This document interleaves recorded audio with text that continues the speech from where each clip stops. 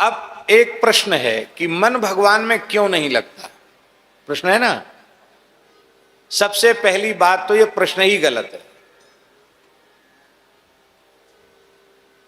ये प्रश्न ही गलत है कि मन भगवान में नहीं लगता।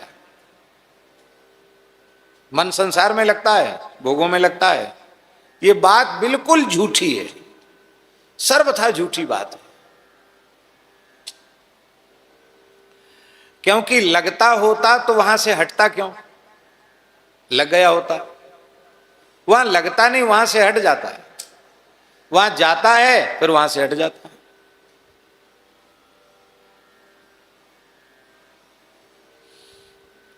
एक इतिहास हम आपको सुनाते हैं।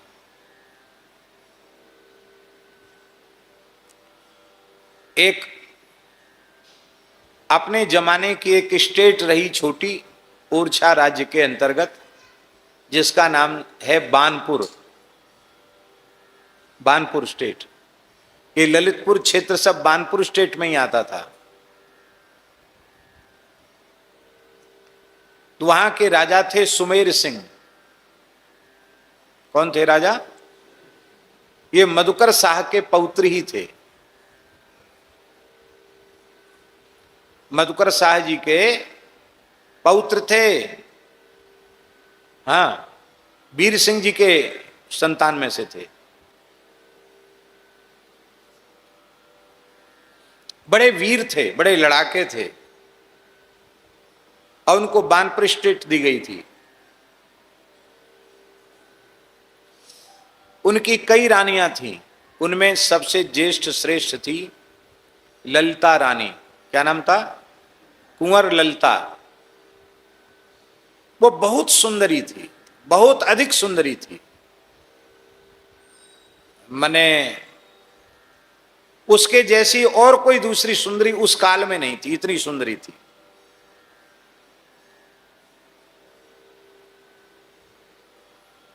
राजा की स्थिति वही सुमेर सिंह की कि वे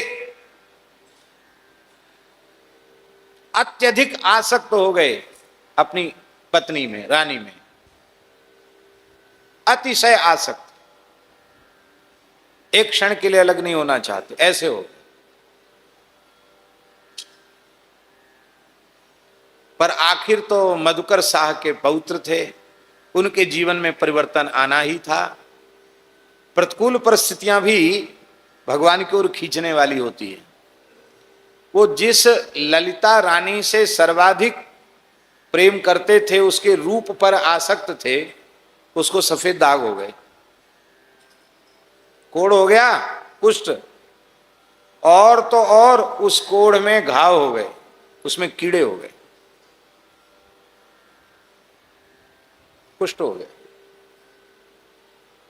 इतना प्रेम करते थे महाराज, कोई कमी तो थी नहीं। बड़े बड़े वैद्य बुलाए गए, लेकिन जितनी चिकित्सा की गई रोग उतना बढ़ गया। तो राजा ने अपने महल में भी नहीं रखा, अलग निवास दे दिया। अब देखता नहीं उसकी तरफ। अब तक दूसरी रानियों की ओर नहीं देखता था, अब उसकी तरफ देखना बंद कर दे। यह है संसार का प्रेम। अब रूप में मन लगा था कि नहीं, ऐसा मन लगा था कि बिल्कुल उससे अलग नहीं होना चाहता था। अब वहां मन बिल्कुल हट गया। क्यों? रूप खत्म की, मन खत्म, सफेद दाग हो गए, तो रूप, मन का आकर्षण वहां से हट गया। तो रानी अपनी उपेक्षा से इतनी दुखी हो गई, उसने सोचा मैं आत्महत्या कर लूं।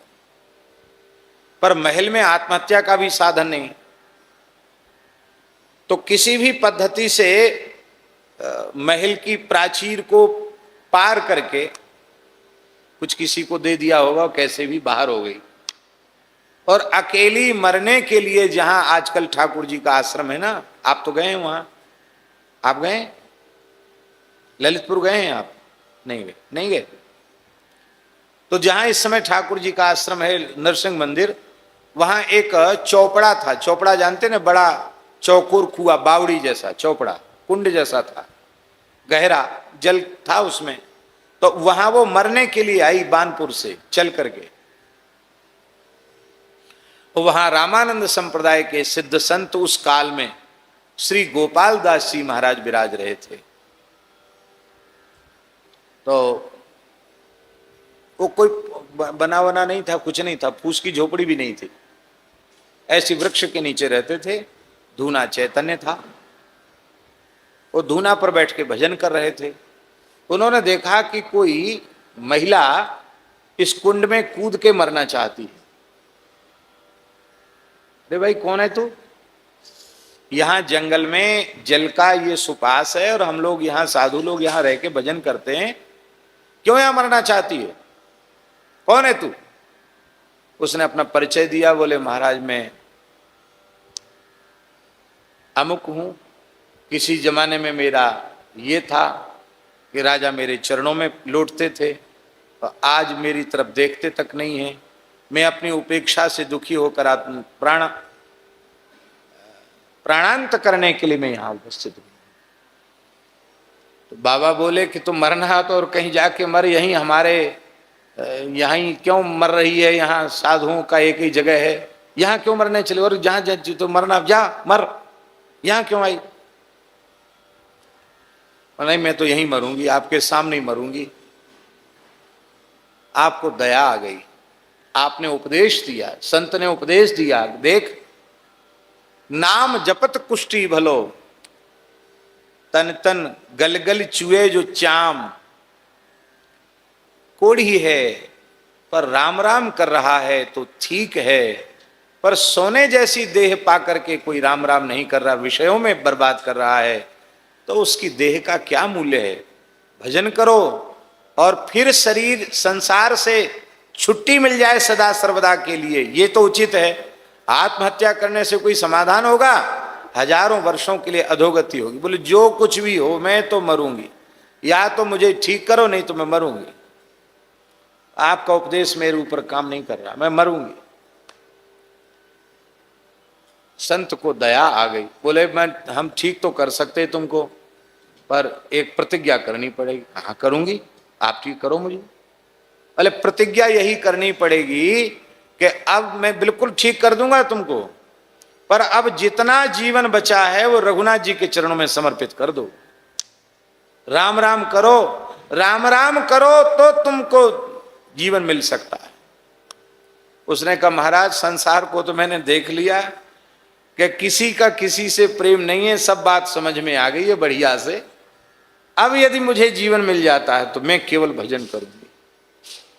बोले अच्छा, तो जहां मरने आई थी ना, इसी पानी से स्नान कर ले।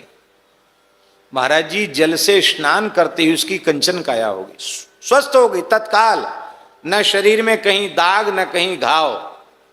ये होती संतों की महिमा, एकदम स्वस्थ हो गई। इतनी रूपवती हो गई पहले से ज्यादा।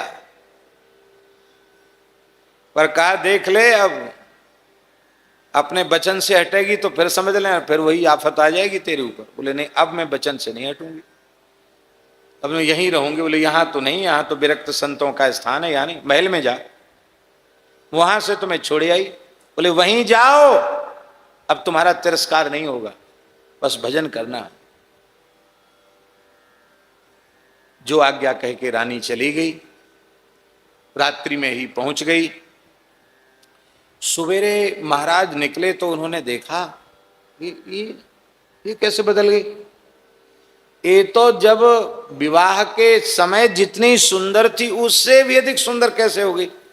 इसका कायाकल्प कैसे हो गया? आश्चर्य की घटना कैसे हुआ? राजा आए, कहो आप कैसी हैं?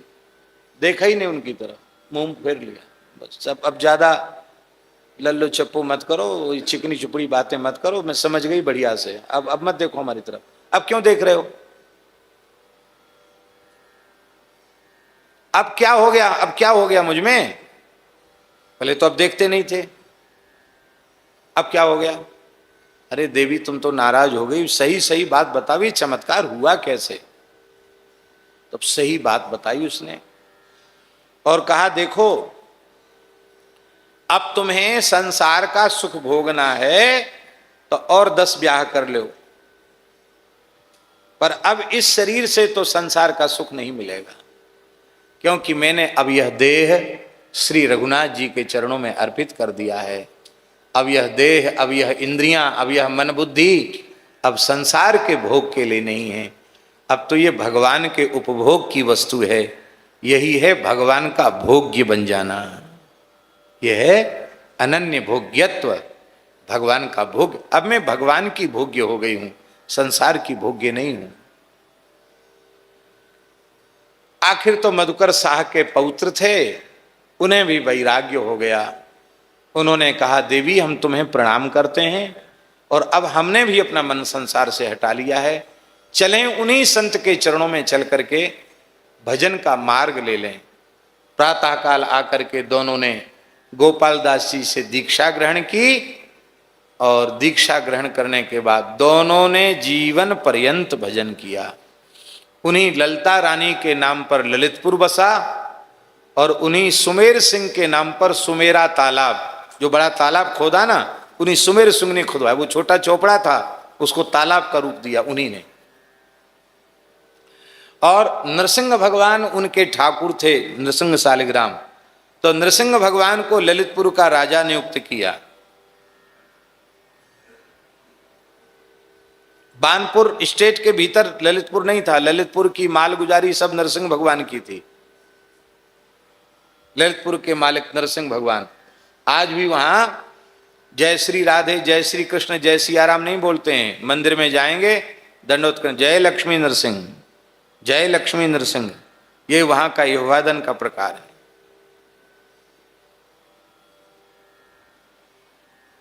अब गोपाल दास जी तो महात्मा ठहरे, उन्होंने कहा ये सब राजा फाजा तो सब कुछ नहीं, वो तो अपनी ही मस्ती में रहे।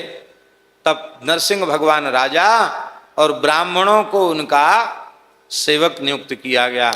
तो ब्राह्मण उनकी जो नरसिंह जी की स्टेट है उसको चलाते कौन थे? ब्राह्मण देवता। आज भी वो खानदान है जो सब देखता था।